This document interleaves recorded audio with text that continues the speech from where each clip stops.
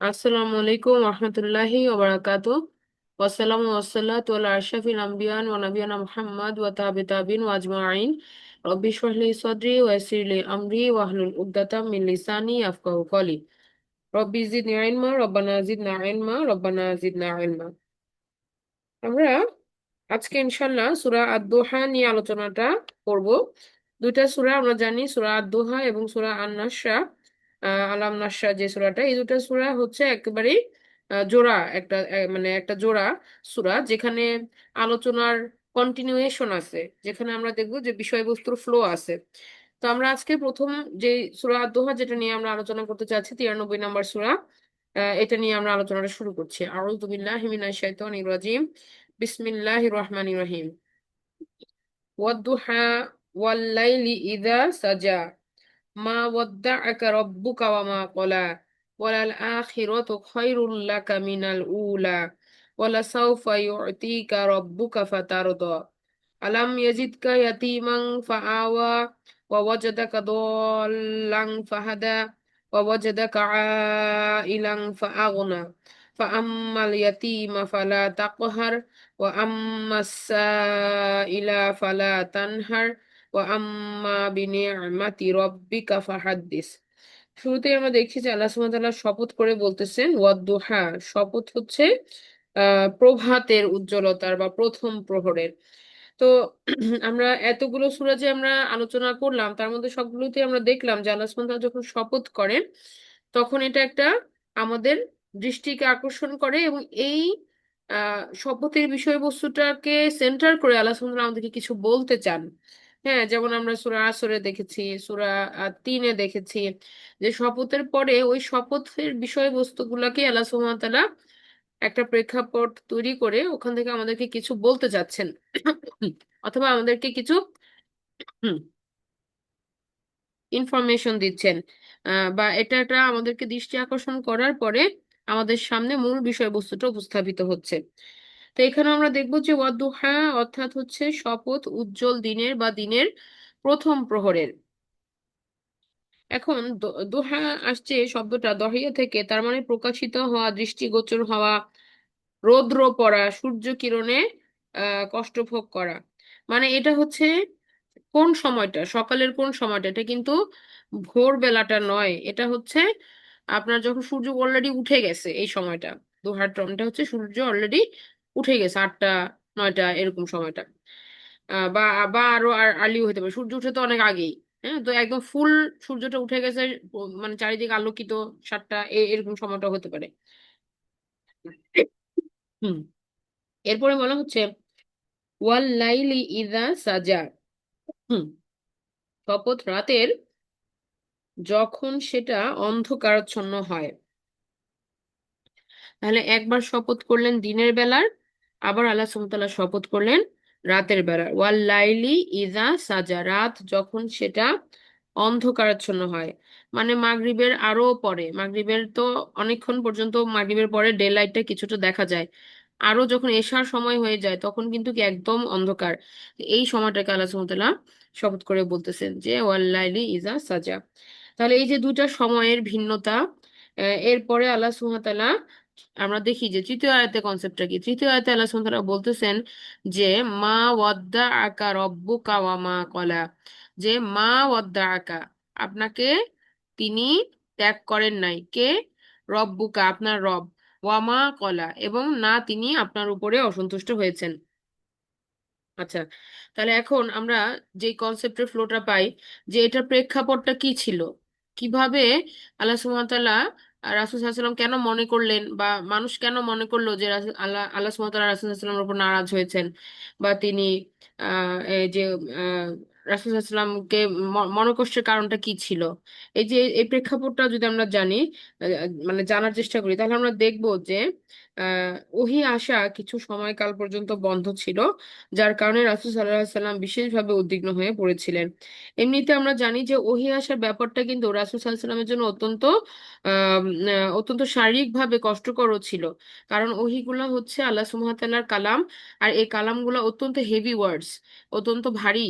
হ্যাঁ, এগুলার ওয়েট অনেক বেশি।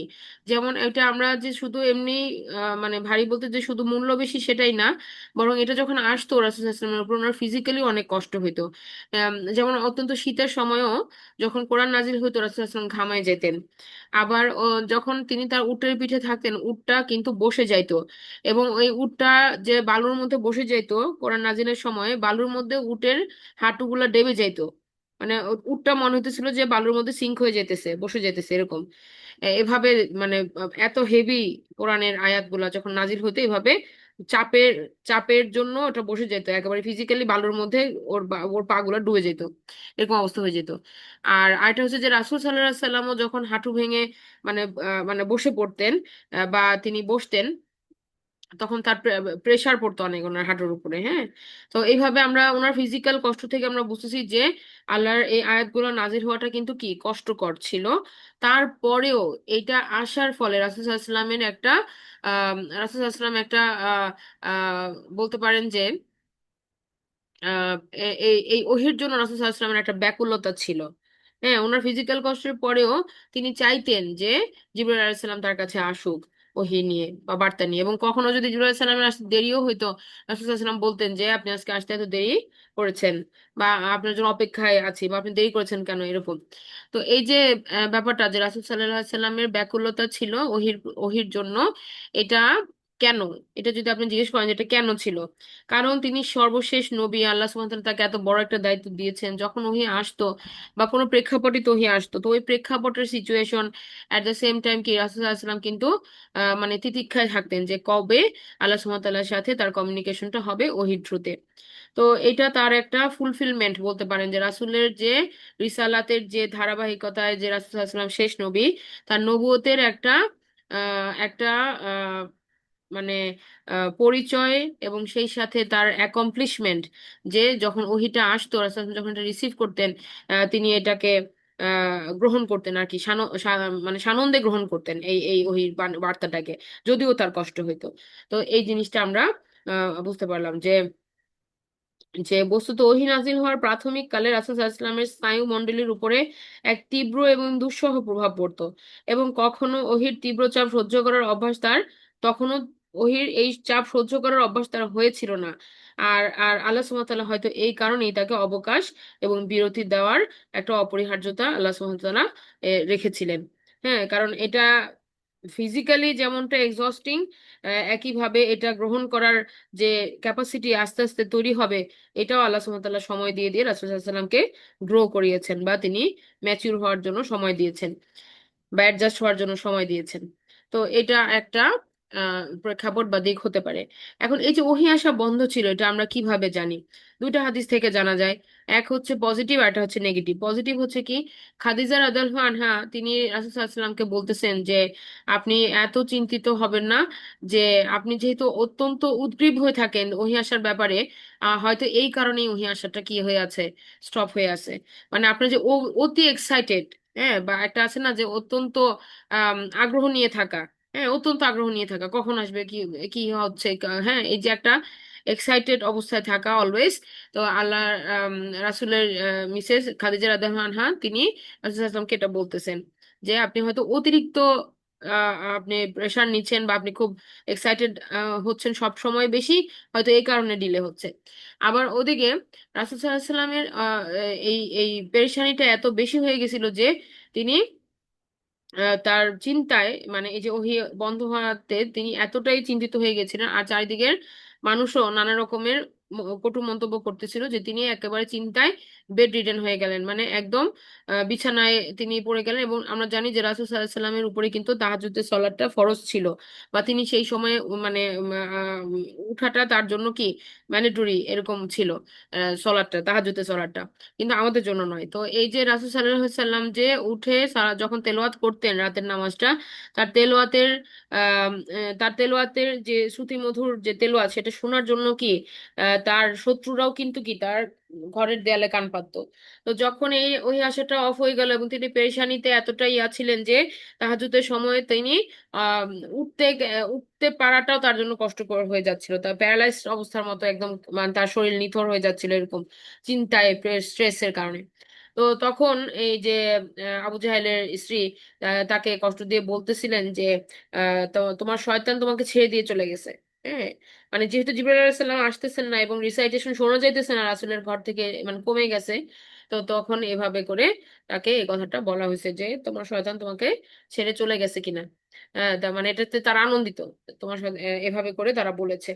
তো এইটা এই যে তাহলে একটা নেগেটিভ একটা পজিটিভ দু রকম ইয়া থেকে আমরা যেটা রেফারেন্সে পাই যে তার মানে ওহি আসাটা বন্ধ ছিল। আর এই সময়টাকে আল্লাহ সুবহানাহু ওয়া তাআলা এই অন্ধকার রাতের সাথে তুলনা করলেন। আর কোরআন আসার সময়টাকে আল্লাহ সুবহানাহু ওয়া তাআলা সেই দোহার সময়ের সাথে তুলনা করলেন। যখন কোরআনের আলো প্রকাশিত হয়ে গেল সেই সময়টা হচ্ছে কি মর্নিং টাইমটার মতো, একেবারে উজ্জ্বল প্রকাশ্যে কোরআনের বার্তাগুলা মানুষের কাছে পৌঁছে যাচ্ছে। আবার যখন আসা বন্ধ থাকলো তখন যেন এক গভীর জগতে সবকিছু নিমজ্জিত হয়ে যাচ্ছিল। তো এই যে দিন এবং রাতের কন্ট্রাস্টে এই যে মানুষের যে আপ এন্ড ডাউন, মানুষের মনের অবস্থাটাও কখনো আপ হয় কখনো ডাউন হয়, এই জিনিসটাই আল্লাহ সুবহানাহু ওয়া তাআলা রাসূল সাল্লাল্লাহু আলাইহি সাল্লামকে প্রকৃতির নিয়ম দিয়েও বললেন। আবার একই সাথে তাকে সান্ত্বনা দানের জন্য এই কথাগুলো আসতেছে। হ্যাঁ, যে তৃতীয় আয়াতে আল্লাহ সুবহানাহু ওয়া তাআলা যেটা বললেন যে আপনার রব আপনাকে ত্যাগও করেন নাই, আবার তিনি আপনার উপর নারাজও হন নাই। তো এখন আমরা একটা জিনিসটা বোঝার চেষ্টা করি যে রাসূল সাল্লাল্লাহু আলাইহি সাল্লাম হচ্ছেন আল্লাহ সুবহানাহু ওয়া তাআলার অত্যন্ত প্রিয় একজন বান্দা। হ্যাঁ, অত্যন্ত প্রিয় একজন বান্দা, অত্যন্ত সম্মানিত একজন রাসূল এবং নবী। তাহলে রাসূল সাল্লাল্লাহু আলাইহি সাল্লামের সম্পর্কে যখন আমরা কথা বলছি তখন কি আমাদেরকে বুঝতে হবে যে আল্লাহ সুবহানাহু ওয়া তাআলা রাসূলকে কত ভালোবাসতেন।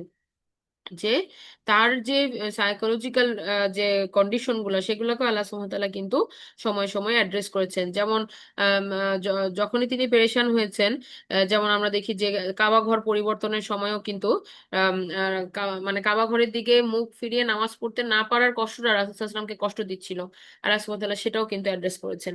তো এই যে রাসূলকে রাসূলকে সন্তুষ্ট করা বা রাসূলকে পেরেশানি থেকে মুক্ত করা আল্লাহ সুবহানাহু ওয়া তাআলা কিন্তু এটা করতেছেন। তাহলে আপনি বলতে পারেন যে আল্লাহর রাসূল তো আল্লাহর বান্দা, আল্লাহ রাসূলও তো আল্লাহর বান্দা, আল্লাহর একজন বান্দা, আল্লাহর একজন সৃষ্টি। যেমন আমরাও একজন আল্লাহর বান্দা, আল্লাহ রাসূল সাল্লাল্লাহু আলাইহি ওয়াসাল্লামও আল্লাহর বান্দা। কিন্তু তারপরেও তিনি কি আল্লাহ সুবহানাহু ওয়া তাআলার অত্যন্ত প্রিয় একজন বান্দা। আর তাই রাসূল সাল্লাল্লাহু আলাইহি সাল্লামের এই কষ্টগুলা আল্লাহ সুবহানাহু ওয়া তাআলা কিন্তু অ্যাড্রেস করেছেন। আর সেই সাথে যখন রাসূল সাল্লাল্লাহু আলাইহি সাল্লামকে এটা বলা হচ্ছে, তা পরবর্তীতে আমরা যখন এটাকে পড়তেছি তাহলে আমাদের জন্য কিন্তু কি আল্লাহ সুবহানাহু ওয়া তাআলার সাথে এই কানেকশনটা একই রকম ভাবে বর্তাইতেছে। যে আমরাও কিন্তু কখনো আমরা অত্যন্ত আনন্দিত হই, সলাতে আমরা অত্যন্ত ইমান ফিল করতেছি বা ইমানের যে ইয়াটা আমরা টের পাচ্ছি, বা আমাদের চোখ দিয়ে গড়ায় পানি পড়তেছে, এমন এমন কিছু সময় আমরা পার করি। আবার এমন কিছু সময় হয় যখন আমরা অনেক দূরে চলে যাই, তখন মনে হয় যে আমার আমার ইমানটা তো অনেক কমে গেছে, আমি তো আগের মতো ওই সময়গুলোকে আমরা মনে করি যখন আমরা আল্লাহ সুবহানাহু ওয়া তাআলার সাথে কানেক্ট হতে পেরেছিলাম। তো এই যে আমাদের আপ এন্ড ডাউন, তখন আমাদের মনে হয় যে আমি নিশ্চয়ই কোনো গুনাহ করেছি, আমার নিশ্চয়ই কোনো ভুল হয়েছে। তা আমাদের তো ভুল হয়, আমরা তো গুনার মধ্যে আমাদের দ্বারা গুনাহ হয়ে যাচ্ছে। তো আমরা তখন কি লো ফিল করি। আর একইভাবে রাসূল সাল্লাল্লাহু আলাইহি সাল্লামের ক্ষেত্রে যেহেতু তিনি আল্লাহর রাসূল এবং শেষ নবী, তিনি ওই ওই প্রেশারটা তার জন্য ট্রিমেন্ডাস। হ্যাঁ, তার তার তার পেরেশানির সাথে আমাদেরটা তুলনীয় নয়, কোনোভাবেই নয়। কিন্তু আমরা জাস্ট ওনার সিচুয়েশনটাকে আমরা বোঝার চেষ্টা করতেছি যে উনি কতটা কষ্টে ছিলেন। যে আল্লাহর ওহী আসাটা বন্ধ হওয়াতে এবং মানুষের কথাতে তিনি নিজেকে দোষ দিচ্ছেন যে আসলে কি তাহলে আমার দ্বারা কোনো ভুল হয়ে গেল, আসলে কি তাহলে আমি আগে যোগ্য ছিলাম এখন আমি যোগ্যতা হারাই ফেললাম। এই যে মানে এই যে চিন্তাগুলা থটগুলা এগুলো থেকে অত্যন্ত কষ্ট দিচ্ছিল।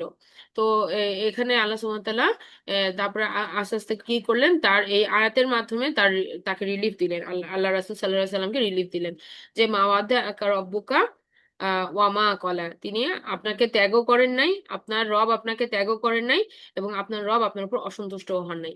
এখন আমাদের জন্য এটা কিভাবে, আল্লাহ সুবহানাহু ওয়া তাআলা তো ওহী দিয়ে রাসূল সাল্লাল্লাহু আলাইহি সাল্লামকে বললেন, তো আমাদের জন্য এটা এই একইভাবে প্রযোজ্য হবে যে আমরা যখন আপসেট হব তখন আমরা মনে করব যে আহ আমরা তখন ওই মানে আমাদের যে ভালো দিনগুলা ছিল, যেই সুন্দর সময়টা ছিল যেটা আমরা অত্যন্ত আল্লাহ সুবহানাহু ওয়া তাআলার সাথে কানেক্টেড অবস্থায় ছিলাম, আমরা সেই কথাগুলোকে স্মরণ করব। এবং একই রব যিনি যিনি আমাকে আমার বিপদে হেল্প করেছেন, এই রবের নিয়ামতের কথাগুলোকে আমরা স্মরণ করবো।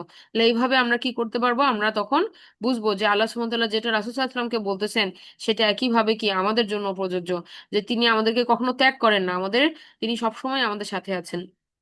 এবং একইভাবে আল্লাহ সুবহানাহু ওয়া তাআলার কাছে ক্ষমা চাইলে আমরা ক্ষমা পাই, তাহলে তিনি আমাদের উপরে অসন্তুষ্ট হবেন না। হ্যাঁ, তিনি আমাদের উপরে অসন্তুষ্ট নন। এই যে এই ভরসাটা, এই জায়গাটা আমাদেরকে কি করে প্রশান্ত করবে, যেভাবে রাসূল সাল্লাল্লাহু আলাইহি সাল্লাম সেই সময়ে এই আয়াতের দ্বারা প্রশান্তি পেয়েছেন, তার পরবর্তীতে তার উম্মতও কি একইভাবে এই আয়াতের দ্বারা প্রশান্তি পাচ্ছে। এরপরে আল্লাহ সুবহানাহু ওয়া তাআলা বললেন, ওয়ালাল আখিরাতু খায়রুল লাকা মিনাল উলা। এবং অবশ্যই রাসূল সাল্লাল্লাহু আলাইহি সাল্লামকে গ্যারান্টি দিয়ে আল্লাহ সুবহানাহু ওয়া তাআলা বলতেছেন যে আখিরাত হচ্ছে আপনার জন্য উত্তম, মিনাল উলা, যা কিছু ইহকাল বা পূর্বে আপনার যে সময়টা গিয়েছে তার থেকে পরকালে যেটা আসতেছে এটা হচ্ছে অত্যন্ত ই আপনার জন্য রিওয়ার্ডিং, অত্যন্ত মানে এখানে আল্লাহ সুবহানাহু ওয়া তাআলা যে প্রমিস, যে ওয়াদা রাসূল সাল্লাল্লাহু আলাইহি সাল্লামের সম্মানের জন্য তাকে যে মাকামে মুহাম্মদ দেওয়া হবে, জান্নাতের যে প্রতিশ্রুতিগুলা আল্লাহ রাসূল সাল্লাল্লাহু আলাইহি সাল্লাম আল্লাহ সুবহানাহু ওয়া তাআলার কাছ থেকে পেয়েছেন, এগুলো সবগুলো কি হবে সেই সময়ে আখিরাতে যে ফুলফিল হবে। তাহলে ওই আখিরাতের সময়কালটা রাসূল সাল্লাল্লাহু আলাইহি সাল্লামের জন্য কি হবে, অত্যন্ত উত্তম হবে দুনিয়ার তুলনায়। কারণ আহ দুনিয়াতে তো অনেক কিছুতেই কি আমরা আমরা আমাদের কমতি আছে, বা আমরা সবকিছু পাচ্ছি না, বা আমাদের অনেক ফ্যাসিলিটিও তখন কম। রাসূল সাল্লাল্লাহু আলাইহি সাল্লাম তো দুনিয়াতে অত্যন্ত অস্বল্প জীবন উপকরণ দিয়ে জীবনযাপন করে গেছেন।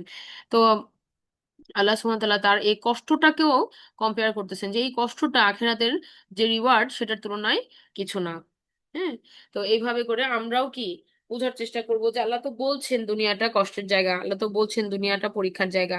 তো এখানে আমাদের এই ট্রায়াল গুলা আসবে। আল্লাহ সুবহানাহু ওয়া তাআলা বলেছেন সূরা বাকারাতে যে তিনি জান মাল, নিরাপত্তা, তারপরে আমাদের খাদ্য, ভয়, এগুলো দিয়ে তিনি আমাদেরকে পরীক্ষা করবেন। হ্যাঁ, এবং ওই সময় যারা ধৈর্য রাখতে পারবে তাদের জন্য হচ্ছে সুসংবাদ। তো একইভাবে আমরা এটাও আমরা বোঝার চেষ্টা করতেছি যে এই দুনিয়ার কষ্টের তুলনায় আল্লাহ সুবহানাহু ওয়া তাআলা আখিরাতের যে প্রমিসটা সেটার প্রতি আল্লাহ রাসূলকে ফোকাসটাকে আবার আবার ঠিক করে দিচ্ছেন, যে ফোকাস শুড বি আখিরা। একইভাবে আমাদেরকেও এই কথাটা বলা হচ্ছে। এবারে আল্লাহ সুবহানাহু ওয়া তাআলা তার রাসূলকে আরো বললেন, ওয়ালা সাউফা ইউতিকা রাব্বুকা ফাতারদা। এবং অবশ্যই শীঘ্রই আপনাকে দান করা হবে আপনার রবের তরফ থেকে, এবং তার ফলে কি হবে, তিনি খুশি হয়ে যাবেন, তিনি খুশি হয়ে যাবেন। তাহলে আল্লাহ সুবহানাহু ওয়া তাআলা রাসূল সাল্লাল্লাহু আলাইহি সাল্লামকে কি দান করবেন? তো এই যে ওহী আল্লাহ সুবহানাহু ওয়া তাআলা নাজিল করতেছেন, এটা তো একটা খুশির কথা, এটা একটা রাসূল সাল্লাল্লাহু আলাইহি সাল্লামের জন্য আনন্দ। যেমন ওহী না আসলে তিনি কষ্টে পড়ে যাচ্ছেন, আর ওহী আসলে আল্লাহ রাসূল কি প্রশান্ত হচ্ছেন, যদিও ফিজিক্যালি কষ্ট, কিন্তু এটা তাকে মেন্টালি পিস পিস দিচ্ছে, বা কোরআনের সাথে কানেক্টেড হওয়ার মাধ্যমে তিনি ওই প্রশান্তিটা পাচ্ছেন। তো এই যে আল্লাহ সুবহানাহু ওয়া তাআলা তাকে কি করলেন, এমন কিছু দিলেন যে তিনি খুশি হচ্ছেন। এটা হচ্ছে আল্লাহর কোরআন, আল্লাহর ওহী। আবার একই সাথে আবার আমরা দেখি যে আমরা বললাম না যে আল্লাহ সুবহানাহু ওয়া তাআলা তার রাসূলকে অ্যাড্রেস করেছেন প্রত্যেকবার তার কষ্টে। হ্যাঁ, এবং এই সূরাতেও আমরা দেখবো যে আল্লাহ সুবহানাহু ওয়া তাআলা কিছু স্মরণ করে দিচ্ছেন উদাহরণ, যে কিভাবে আল্লাহ সুবহানাহু ওয়া তাআলা রাসূল সাল্লাল্লাহু আলাইহি ওয়াসাল্লামকে সাপোর্ট দিয়েছেন। তো এখানে আমরা দেখি যে যখন রাসূল সাল্লাল্লাহু আলাইহি ওয়াসাল্লাম অত্যন্ত অসুস্থ, তিনি বিছানাতে আছেন এবং আসতে পারতেছেন না সলাতের জন্য। হ্যাঁ, তখন তিনি আম, জানলেন যে আবু বকর রাদিয়াল্লাহু আনহু আম, জামাতে সলাত আদায় করাচ্ছে। তো তাতে তিনি প্রশান্ত হলেন। তাহলে এটা কি একটা রাসূলকে খুশি করায়, খুশি খুশির বার্তা এনে দিল, বা তাকে তার অস্থির অবস্থাটা থেকে তিনি পেরেশানি মুক্ত হইলেন। এই যে এইগুলাও কিন্তু কি আল্লাহ সুবহানাহু ওয়া তাআলার তরফ থেকেই রাসূল সাল্লাল্লাহু আলাইহি সাল্লামের জন্য একটা প্রশান্তি বার্তা। আবার আমরা ওই যে সূরা বাকারার কথা বলতেছিলাম যে মক্কা কাবা ঘরের দিক যে পরিবর্তন, হ্যাঁ, যে কিবলা পরিবর্তন, যেটা কিবলা পরিবর্তনের ফলেও কিন্তু রাসূল সাল্লাল্লাহু আলাইহি সাল্লামের যে অন্তরের চাওয়াটা আল্লাহ সুবহানাহু ওয়া তাআলা সেটা অ্যাড্রেস করলেন, এবং রাসূলকে তিনি খুশি করলেন। তো এই যে রাসূলকে খুশি করা, এটা কেন আমরা বলতেছিলাম না যে এটা আল্লাহ তাআলার বান্দা, আল্লাহ রাসূল সাল্লাল্লাহু আলাইহি সাল্লাম আল্লাহ তাআলার বান্দা, কিন্তু খুবই প্রিয় বান্দা।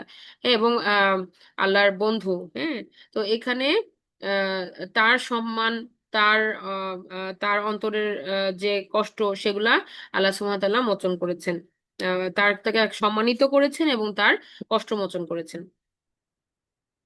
আচ্ছা, তারপরে আমরা আসি যে কিভাবে আল্লাহ সুবহানাহু ওয়া তাআলা তাকে খুশি করছেন, বা তাকে আখিরাতের প্রমিস তো দিচ্ছেনই, দুনিয়াতেও আল্লাহ সুবহানাহু ওয়া তাআলা কিভাবে তাকে সন্তুষ্ট করছেন। তা আল্লাহ সুবহানাহু ওয়া তাআলা এবার কিছু এক্সাম্পল দিচ্ছেন যে আলাম ইয়াজিদকা ইয়াতীমান ফাআওয়া, আমি কি আপনাকে পাইনি ইয়াতীম অবস্থায় এবং তারপরে আমি আশ্রয় দিয়েছি। তাহলে আল্লাহ সুবহানাহু ওয়া তাআলা রাসূল সাল্লাল্লাহু আলাইহি ওয়াসাল্লামকে স্মরণ করে দিচ্ছেন তার জীবন সাইকেলটাকে, যে তিনি যখন এতিম অবস্থায় ছিলেন, ইয়াতিম অবস্থায় ছিলেন, তখন আল্লাহ সুবহানাহু ওয়া তাআলা তার টেক কেয়ারের জন্য ব্যবস্থা করে দিয়েছেন।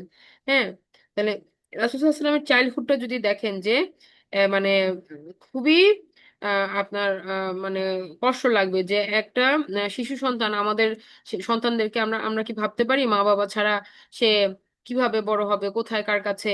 হ্যাঁ, তাহলে এই যে একটা একটা যে সিচুয়েশন, এই সিচুয়েশনটা কিন্তু রাসূল সাল্লাল্লাহু আলাইহি ওয়াসাল্লামের রাসূল সাল্লাল্লাহু আলাইহি ওয়াসাল্লামকে গো থ্রু করতে হয়েছে।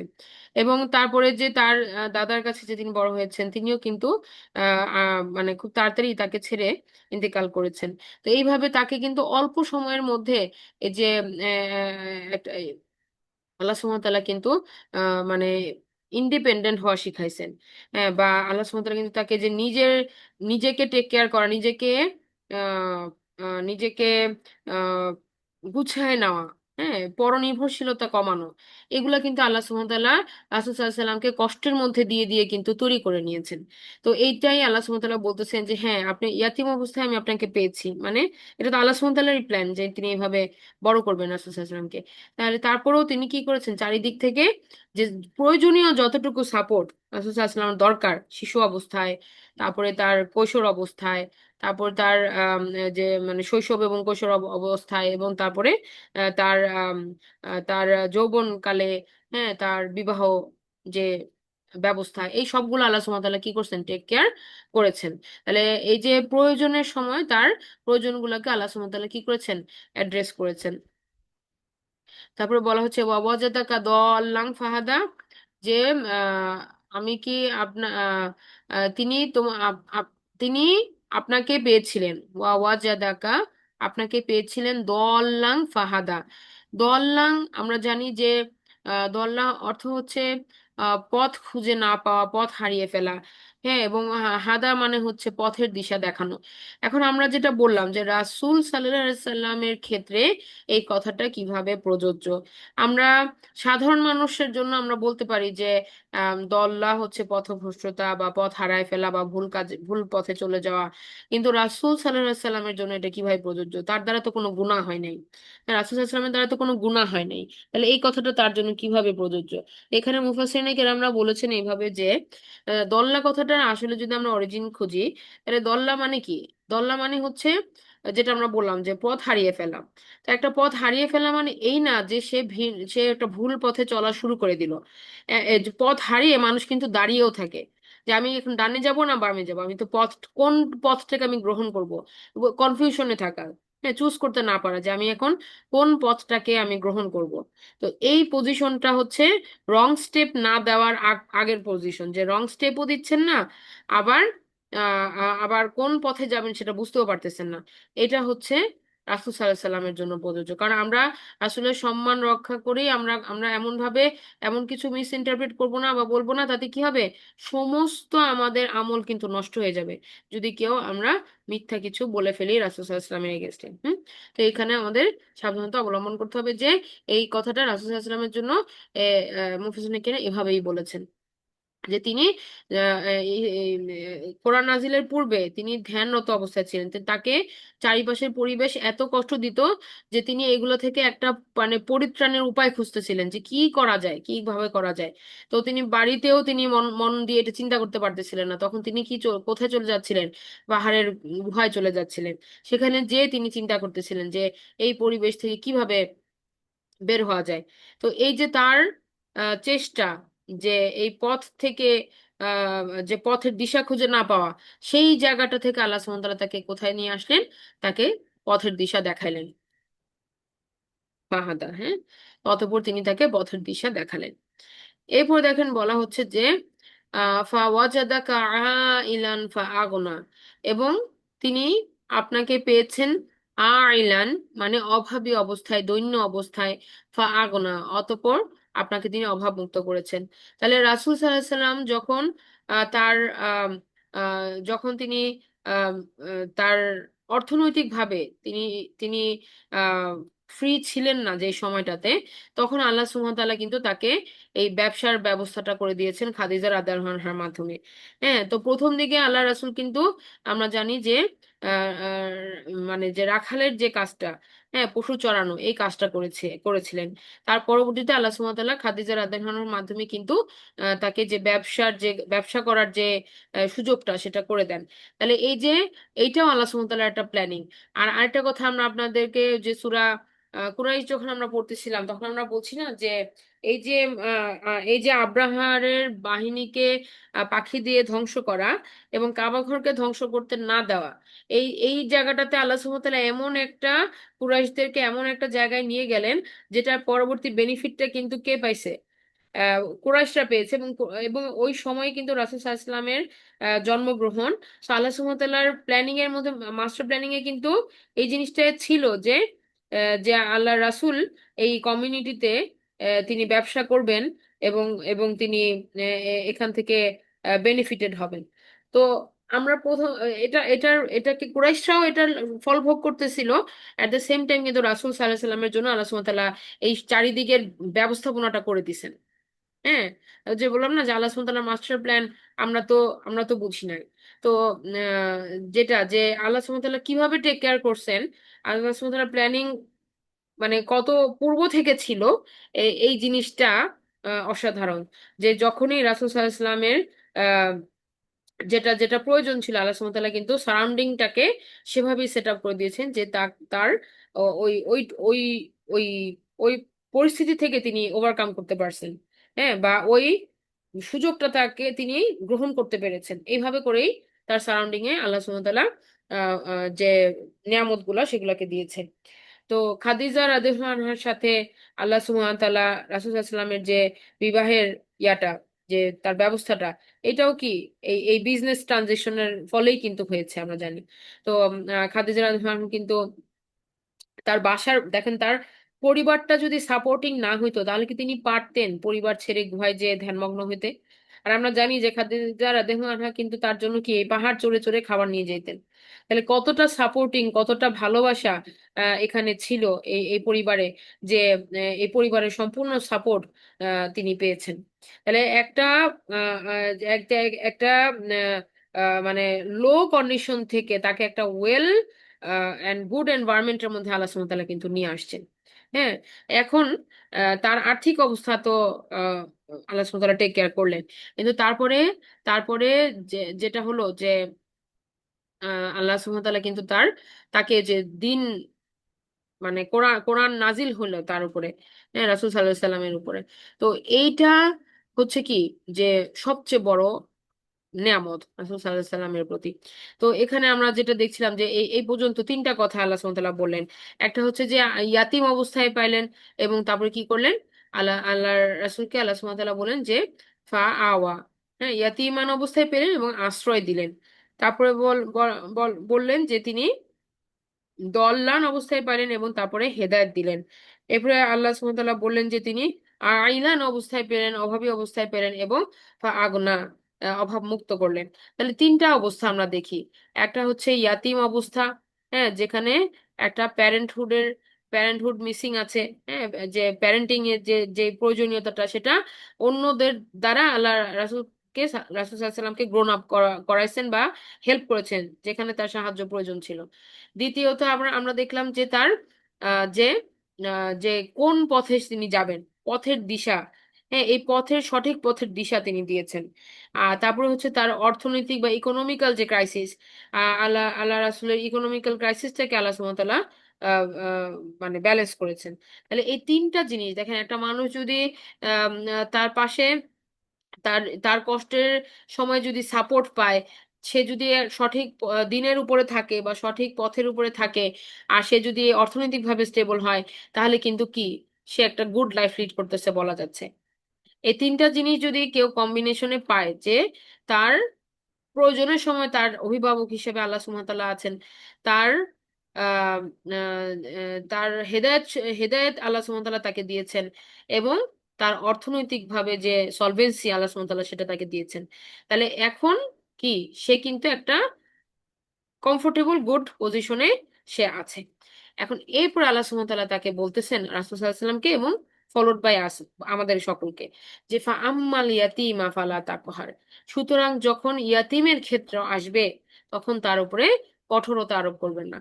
তাহলে এই যে ইয়াতিমের ইয়াতিমের ব্যাপারে আল্লাহ সুবহানাহু ওয়া তাআলা ইসলামের মধ্যে আমরা দেখি বিভিন্ন জায়গায় বিভিন্ন আয়াতে যে ভেরি সেনসিটিভ ইস্যু, এবং খুবই আল্লাহ সুবহানাহু ওয়া তাআলা তাদেরকে টেক কেয়ার করার জন্য আমাদেরকে কিন্তু বলেছেন। হ্যাঁ, এবং দেখেন যে আল্লাহ রাসূলকে কিন্তু আল্লাহ সুবহানাহু ওয়া তাআলা ইয়াতিম অবস্থায় রেখেছিলেন। সো এই কোনো ইয়াতিমকে টেক কেয়ার করা কিন্তু তাহলে কি, যে আমার রাসূলের সেই কষ্ট কথাগুলোকে আমরা স্মরণ করে মানে হেল্পের জন্য, এইডের জন্য আগায় যাওয়া। সো এইটা কিন্তু অনেক সম্মানের, যে আমি একজন ইয়াতিমকে হেল্প করতে পারা কিন্তু কি আল্লাহ রাসূলের নৈকট্য লাভের একটা উপায়।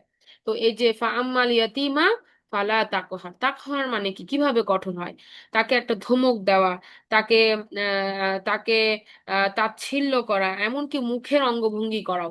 কারণ আমরা জানি যে একটা ইয়াতিম শিশুর মনের অবস্থাটা কি থাকে। হ্যাঁ, ইয়াতিম বাচ্চাটার সামনে যদি আপনি আপনার বাচ্চাটাকে খুব বেশি আদর দেখাইতে থাকেন, তাহলে দেখেন যে মানে আর ওর দিকে যদি একটু মুখের ভঙ্গিটাকেও যদি একটু ভিন্ন করে, বাচ্চাটা কিন্তু অত্যন্ত কষ্ট পাচ্ছে। হ্যাঁ, তো এই যে অবস্থাটা, যে কঠোরতা কোনোভাবেই না, কথা দিয়ে তো নাই, ইভেন কোনো এক্সপ্রেশন দিও না, কোনো মুখের কোনো ভঙ্গি দিও না। হ্যাঁ, কারণ একটা শিশুর জন্য ওইটাও অনেক কষ্টের, ওই ওই চাহনিটাও অনেক কষ্টের হবে যদি যদি কেউ তাকে ছোট করে তাকায়, হ্যাঁ, বা কেউ তাকে তাচ্ছিল্য করে তাকায়। তো এইভাবে আল্লাহ সুবহানাহু ওয়া তাআলা তাদের টেক কেয়ার করতে বলছেন। এরপরে বলা হচ্ছে ওয়া আম্মা সাইলা ফালা তানহার, যদি কোনো কেউ কিছু চায়, হ্যাঁ, তাহলে কি করতে না, তাকে তিরস্কার করতে না। তাহলে এখানে আমরা দেখি যে ওই যে আল্লাহ সুবহানাহু ওয়া তাআলা দৈন্য অবস্থা থেকে রাসূল সাল্লাল্লাহু আলাইহি ওয়াসাল্লামকে উঠায় আনছেন, ব্যবস্থা করে দিয়েছেন। তাহলে এখন অনেকেই তো আমাদের সারাউন্ডিং এ এরকম আছে যে দৈন্য অবস্থায় আছে, তারা হয়তো প্রকাশ্যেই চেয়ে নিচ্ছে, বলতেছে, হ্যাঁ, সাইলা মানে যে আস্ক করে, যে চায়, তার মানে তার অবস্থাটা কতটা করুন যে তিনি চাইতে বাধ্য হচ্ছেন। হ্যাঁ, তখন আমরা কি করব না, আমরা তাকে তিরস্কার করব না, ধমক দিব না। হ্যাঁ, তার উপরে কঠোরতা আরোপ করব না, এমন ভাবে তারাই দিব না যে এটা তাকে অপমানিত করে, কষ্ট লাভ করে। এখন অনেক অনেক কথা বলতে পারেন যে আরে এরা তো প্রফেশনাল, এরা এই এরা সেই, এটা আমাদের ব্যাপার না দেখাটা। আমি যেটা মনে করি, হ্যাঁ, দেখার ব্যাপার কোনটা ছিল যে সমাজে আমাদের এরকম কেউ থাকবেই না যে চাইতে হয়, চাইতে হবে কেন, আমাদের তো এমনিই দেওয়ার কথা ছিল। তো সেখানে আমাদের সামনে চাইতেছে, আমরা লজ্জিত যে আমরা দিতে পারতেছি না, হয়তো অনেক সময় দিতে আমরা রেডি না, বা প্রস্তুত না, বা পারতেছি না, বা অনেক লিমিটেশন হতে পারে যে এক একজনের পরিস্থিতি এক এক রকম, কিন্তু খারাপ ব্যবহার না করি। হ্যাঁ, না দিতে পারলেও খারাপ ব্যবহার করা যাবে না। এটা আল্লাহ সুবহানাহু ওয়া তাআলা বলতেছেন, তিরস্কার না করা, তাকে ডাউন না করা, তাকে ছোট না করা, তাকে অসম্মানিত না করা। তো এইটা হচ্ছে কথাটা, যে ওয়া আম্মা সাইলা ফালা তানহার, যে যে আপনার সামনে বিভিন্ন ভাবে মানুষ চাইতে পারে, এটা যে একেবারে আহ আহ, রাস্তার মধ্যে যে চাচ্ছে সেরকমও না, হয়তো আপনাকে কথায় এক্সপ্রেশনে আহ বলতে পারে বা ইয়া করতে পারে। সো তাদেরকে কিছুতেই কি করা যাবে না, আহ আহ, মানে তিরস্কৃত করা যাবে না। এটা আল্লাহ সুবহানাহু ওয়া তাআলার হুকুম। ওয়া সাইলা ফালা তানহা, কেন, কারণ যেহেতু আপনাকে বা আমাকে বলতেছে, তার মানে কি আমাদেরকে আল্লাহ সুবহানাহু ওয়া তাআলা তার থেকে বেটার রাখছেন। আর এটা আল্লাহ সুবহানাহু ওয়া তাআলার সাহায্যেই হয়েছে। আমরা এখন যে যে অবস্থাতে আছি, আমরা কি সবসময় এই অবস্থাতেই ছিলাম জন্ম থেকেই? তা তো নাও হইতে পারে। হ্যাঁ, আমাদেরও কি ছিল, একটা দৈন্য দশা ছিল, বা একটা একটা এমন পিরিয়ড গেছে যে যখন আমরা বুঝতে পারছি যে আসলে সম্পদের মূল্যটা কিরকম। হ্যাঁ, বা একটা ক্রাইসিস মোমেন্ট। তো আল্লাহ সুবহানাহু ওয়া তাআলা সেখান থেকে তো আমাদেরকেও পরিত্রাণ করে আনছেন। আমরা কি ওই দিনগুলোকে ভুলে যাব, বা যে এখন বিপদে আছে আমরা কি তাকে সাহায্য করব না? এইভাবে আল্লাহ সুবহানাহু ওয়া তাআলা কিন্তু আমাদেরকে স্মরণ করাচ্ছেন।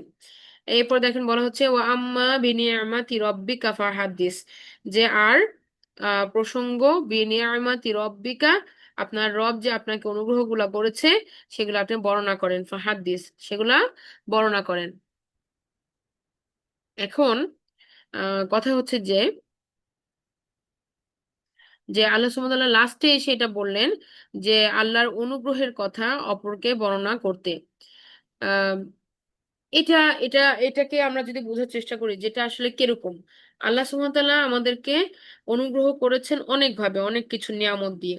কিন্তু এইখানে আল্লাহ সুবহানাহু ওয়া তাআলা যে তিনটা ফ্যাক্টরের কথা বললেন, যে ইয়াতিম অবস্থায় তিনি টেক কেয়ার করছেন অ্যাজ এ গার্ডিয়ান, আমরা যখন আমরা যখন বিপদে পড়ি, হ্যাঁ, আমরা যখন ওই অভিভাবক খুঁজি, আল্লাহ সুবহানাহু ওয়া তাআলা যদি আমাদেরকে সেই বিপদগুলো থেকে উদ্ধার করেন, সেই দিনগুলোকে স্মরণ করা।